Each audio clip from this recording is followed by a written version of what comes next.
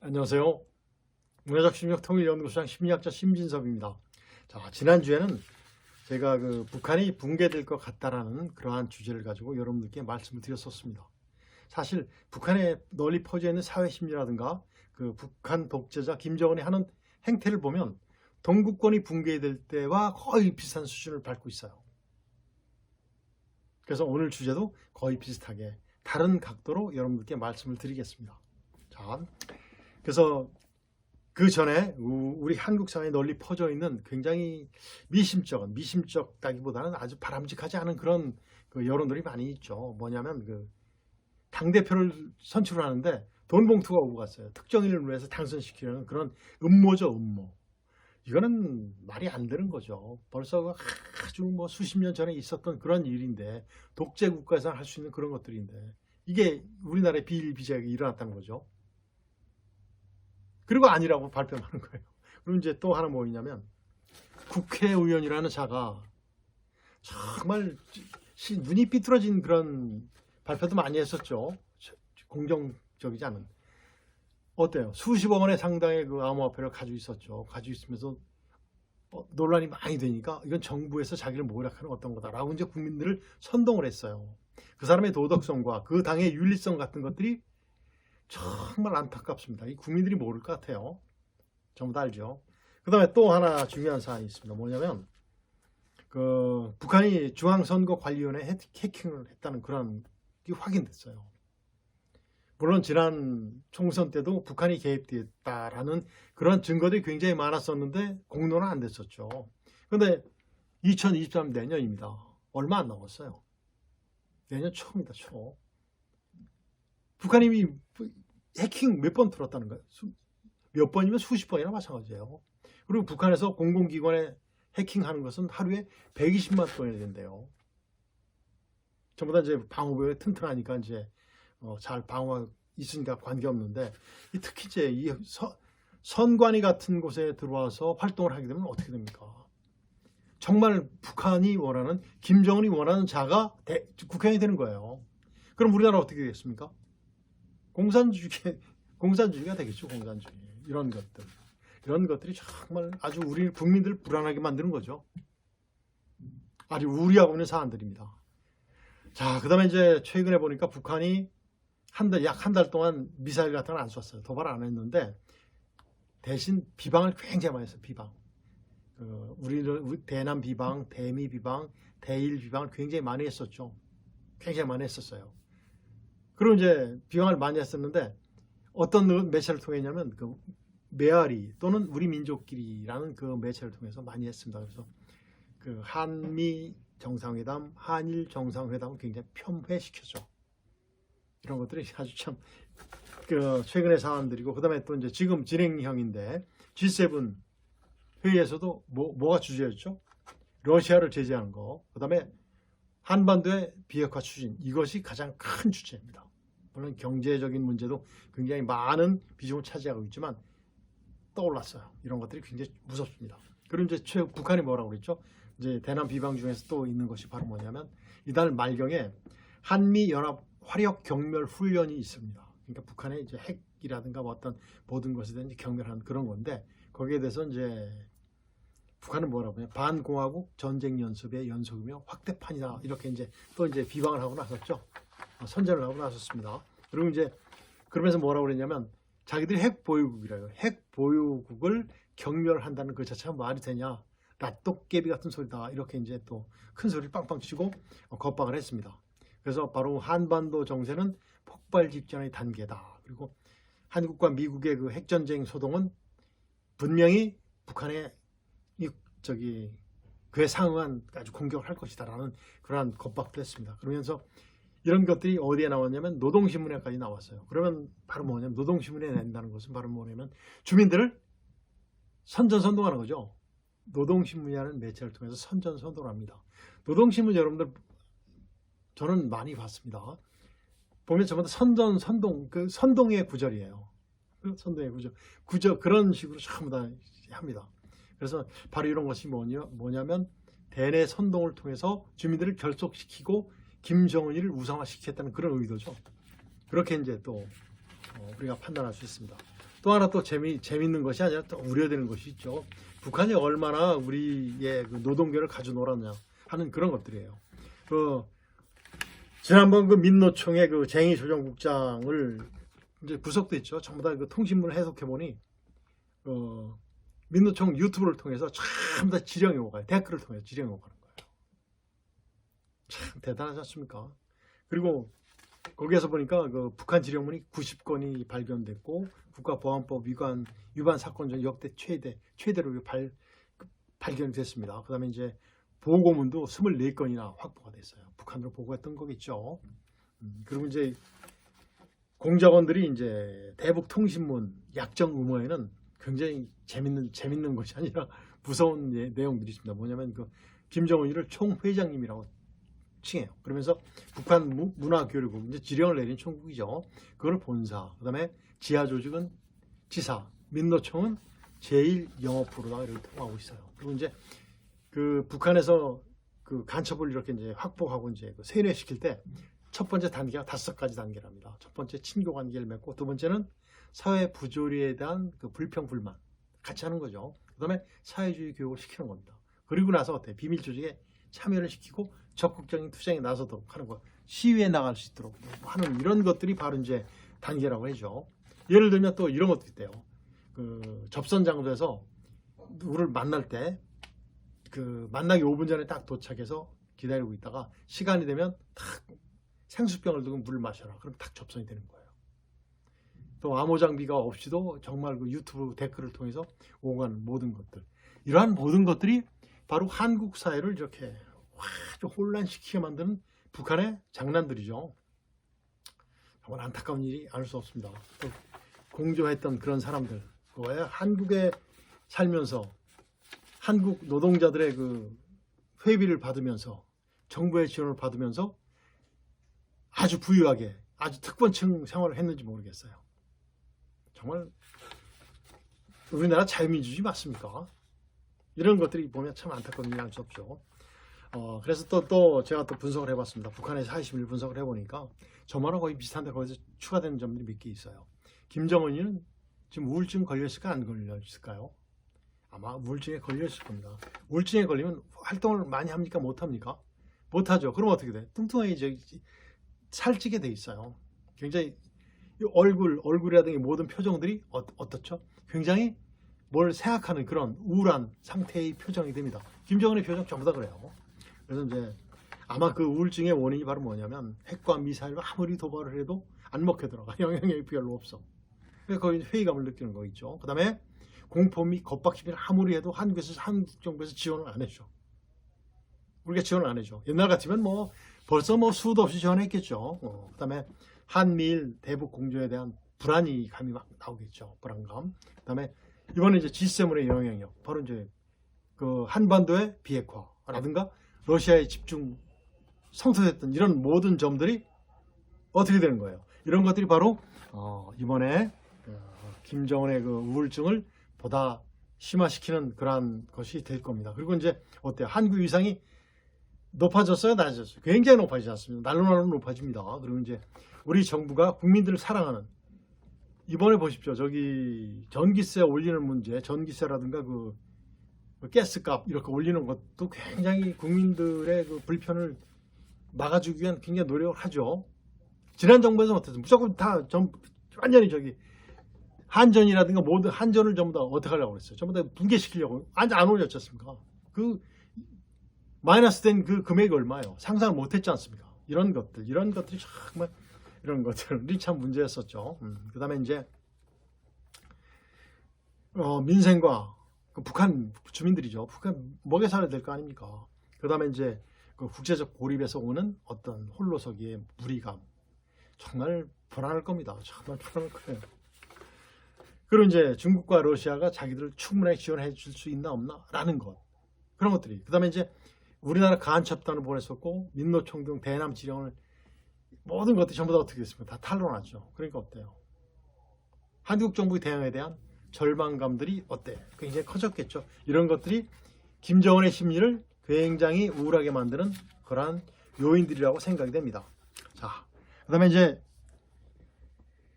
북한 주민들의 40년은 대개 이제 핵심 계층은 어때요? 핵심 계층은 마찬가지로 김정은의 리더십을 의심하겠죠. 그리고 이제 4대 세습에서 그 주해가 부상되는 것에 대한 어때요? 그런 것들이 또 이제 불만이겠죠.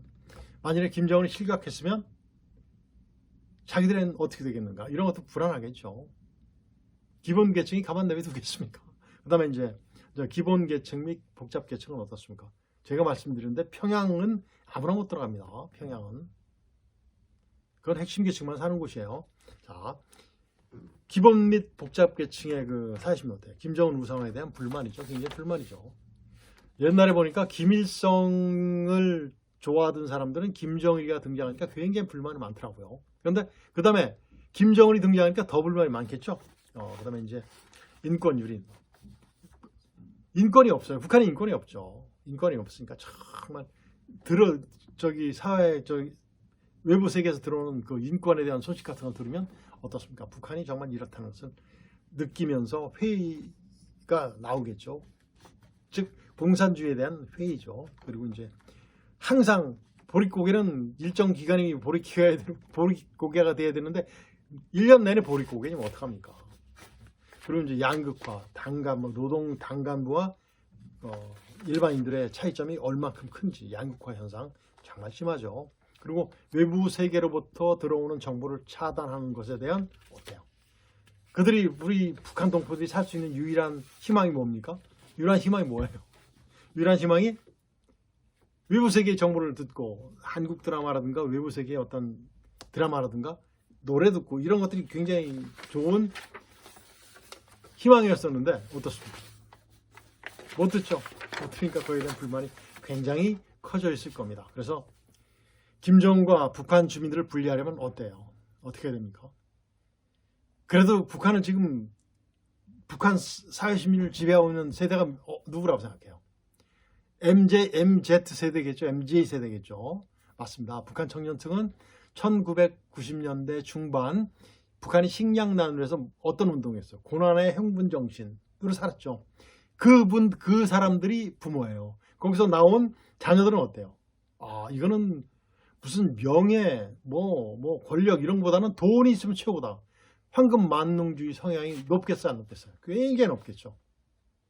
굉장히 높습니다. 그래서 우리가 북한으로 우리가 북한 보내줄 필요는 없어요, 직접적으로. 과거처럼 전선 지역에서 라디오라 자유의 소리 방송 확성기를 통해서 보내주는 이런 것들은 얼마 안 들어가니까. 그보다 북한 우리 주민들이 우리 동포들이 그 TV를 통해서 많이 보니까 이제 바로 이제 문화 콘텐츠라고 제가 이제 명명을 했습니다. 그래서 문화 콘텐츠가 외부 정보 유입을 통해 북한 주민 의식을 변화시키는데 효과적인가? 어떻게 생각하세요? 굉장히 상상할 수 없을 만큼 효과적입니다. 그리고 그 파급 속도가 대단해요. 마치 동구권이에요. 동구권이 무너질 그런 능력이 있습니다. 그래서 좋은 예가 바로 뭐냐면 북한 주민들의 의식이 변화되고 있다는 것은 누가 증명해주고 있어요? 최근에 들어오는 우리 탈북한 우리 북한 동포들 있잖아요. 동포들이 와서 얘기해주면 정말 제가 봤을 때 옛날에는 이랬었는데 정말 우리의 모든 그 문화 콘텐츠를 신뢰하고 있구나. 이런 것들을 볼 수 있습니다. 그리고 지난 정부 문재인 정부 때 북한에 보냈었죠. 연예인들 보냈었는데 우리나라 가수들이 노래를 하면 입으로 다 따라합니다. 속으로 이렇게 해주고 따라하면 발장단 맞춘다는 거예요.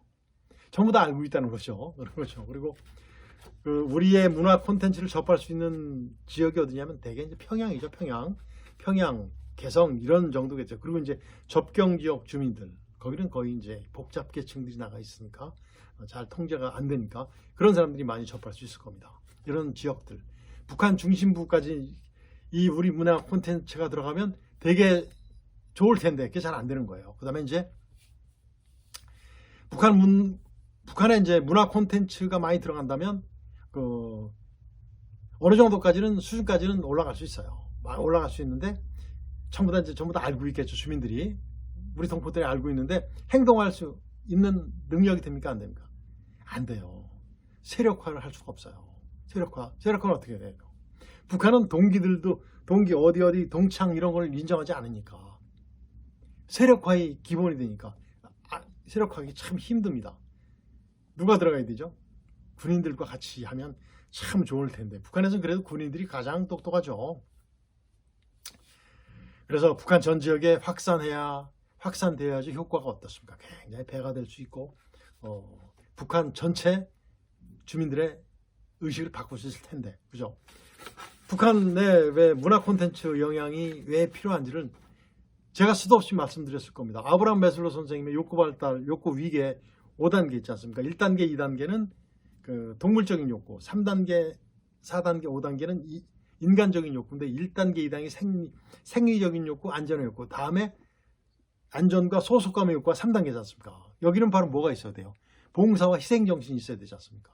여기까지 올라가려면 뭐가 많이 있어야 돼요? 외부 세계에 많은 정보가 들어와야 됩니다. 그래서 내가 똑똑해져야 돼요. 주민들이. 그럼 어떻게 돼요? 3단계까지 가면 이제는 뭐 죽는 것이 두렵지 않아요. 뭐다? 용기가 생겨요. 용기. 자유가 생깁니다. 진정한 의미의 자유가 생깁니다. 그래서 이런 것들이 많이 들어간다면 정말 북한은 어떻게 되는 거예요? 정말 독재가 존재하지 않을 텐데 욕구 발달 3단계까지 가면 그 국민들의 3분의 1만 욕구 발달 3단계까지만 가면 독재는 존재하지 않습니다. 왜? 동구권이 그랬잖아요. 동유럽의 그 공산주의 국가들 체코슬라바키아 또는 폴란드 이런 나라 전부 다 어떻게 됐습니까? 그 바로 이제 동구권이 붕괴되는 그런 거랑 똑같아요. 그래서 정말 문화 콘텐츠가 북한에 많이 도입됐으면 보급됐으면 좋겠어요. 확산됐으면. 우리의 모든 그 문화 콘텐츠가 북한으로 많이 들어갈까 안 들어갈까요? 계속 유입됨에도 불구하고 아직까지 북한 정권이 유지되고 있는 이유가 뭘까요? 이유가 있어요. 이유가 뭘까요? 우리 문화 콘텐츠, 즉 우리의 모든 그 지상파, 공중파 방송을 북한이 통제 안 해요. 통제하죠. 이거 가장 큰 거고 우리 문화 콘텐츠에 대해서 우리 지상파, 공중파에 보내주는 어떤 모든 것들이 너무 어려울 수도 있습니다. 북한 주민들이 이해하기 힘든. 왜 그러냐면 옛날에 이런 속담도 있잖아요. 서울 안 가본 사람이 서울 숭례문을 보고 남대문이라고 크게 써 있더라. 이런 식으로 얘기하듯이 안 맞는 수도 있어요. 그런데 이런 것까지 고려를 해야 되겠죠. 그다음에 우리 방송을 제작하는, 우리 문화 콘텐츠를 제작하는 그 제작자들의 그 자만심도 들을 수 있어요. 나만 잘 되고 우리 국민들께만 저기 하면 된다라는 그런 어떤 자만심이라든가 이런 것들이 있을 수도 있어요. 한번 반성해 볼 그런 계기가 필요합니다. 그다음에 우리의 문화 콘텐츠를 접할 수 있는 기회가 부족할 수도 있어요. 왜 그러냐면 북한 문화를 접하는데 가장 좋은 매체가 뭐죠? 책입니까? 아니죠. 뭐예요? 방송이에요? 방송보다 더 좋은 게 뭐죠? 가만히 있어도 보고 듣고 다 이해할 수 있도록 만들어주면 TV가 가장 좋죠. 그런데 북한의 TV 그 방식은 뭐죠? TV 프로그램, TV의 TV 방식. 우리나라는 NTSC 방식이에요. 내셔널 텔레비전 시스템 커미트라는 그 방식인데, 즉 미국 TV 방식이죠. 미국 TV 시스템 위원회에서 하는 방식을 우리는 그대로 쓰고 있죠. 대부분의 나라들이 쓰고 있는데 북한은 어디 거 쓰고 있습니까? 팔 방식 써요. 동유럽에서 쓰던 특히 이제 동독에서 쓰던 그 시스템 방식을 쓰고 있기 때문에 잘 맞아 들어가지 않죠. 그것을 이용한 나라가 어디예요? 일본이죠. TV에 딱 이렇게 스위치 하나만 놓으면 NTSC 방식, 팔 방식으로 바꿀 수 있는 그러한 굉장히 좋은 TV를 만들어서 북한은 많이 이익을 봤을 겁니다. 굉장히. 그래서 이런 것들. 그래서 이제 이런 것들이 문제가 될 수 있어요. 그래서 정말 우리가 개선된다면, 개선한 상으로서는 제작하는 방법에서 제가 했을 때 그런 것도 한번 제안을 해봤었습니다. 팔 방식의 송출도 가능하다 해가지고 팔 방식의 송출도 하자라고 한번 제가 제안도 해봤었는데 그건 벌써 지난 일이고, 그래서 지금 현 정부에서 정말 북한 동포들을 빨리 김정일의 속을 해서 김정일의 소나기에서 벗어나게 하기 위해서는 많은 이런 배려가 필요하다고 생각됩니다. 그리고 통일부에서의 노력, 그 다음에 그보다는 우리 정부의 노력이 가장 중요하죠. 이런 것들. 그 다음에 이 자체를 누가 해야 됩니까? 우리 국민 모두의 힘이 모아졌을 때 가장 최고의 힘이 발휘되리라고 생각됩니다. 어서 빨리 그날이 돼서 정말 북한 우리 동포들이 우리와 함께 사는 그런 멋진 자유민주주의 대한민국이 어서 빨리 통일 대한민국이 되기를 간절히 바라면서 오늘은 여기서 마치도록 하겠습니다. 안녕히 계십시오.